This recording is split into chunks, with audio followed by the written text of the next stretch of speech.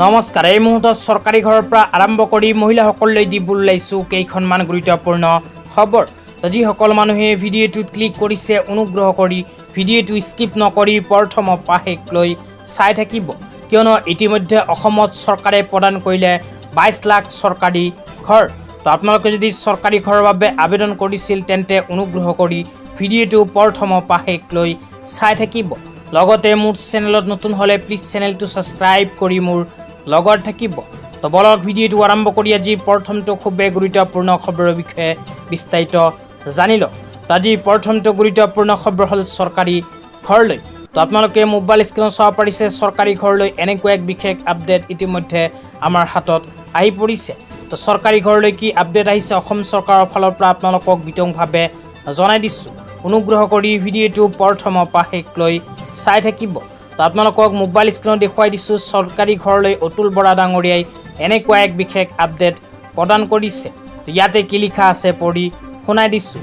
ইয়াতে লিখা আছে, জনসাধাৰণৰ মৌলিক অধিকাৰ সুৰক্ষিত বাসস্থানৰ অধিকাৰ সুনিশ্চিত কৰাৰ লক্ষ্যৰে ৰূপায়িত প্ৰধানমন্ত্ৰী আৱাস যোজনা গ্ৰামীণৰ এক যুগান্তকাৰী পদক্ষেপ হিচাপে পৰিগণিত হৈছে। তাৰপিছত আৰু লিখা আছে, এই যোজনাৰ অধীনত বৰ্তমানলৈকে অসমত 22 লাখতকৈ অধিক গৃহ নিৰ্মাণ সম্পন্ন হোৱাটো ৰাজ্যৰ উন্নয়নমূলক যাত্ৰাৰ এক উল্লেখযোগ্য পদক্ষেপ।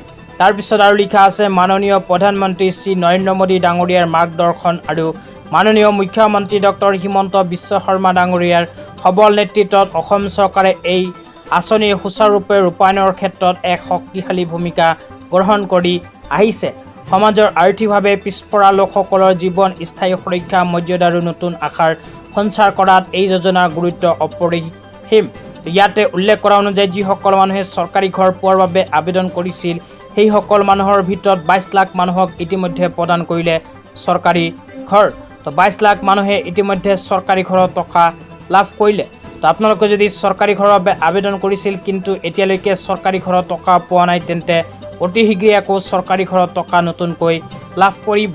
তেতিয়া আপোনালোকক দিবলৈ ওলাইছোঁ আজি দ্বিতীয়টো খুবেই গুৰুত্বপূৰ্ণ খবৰ।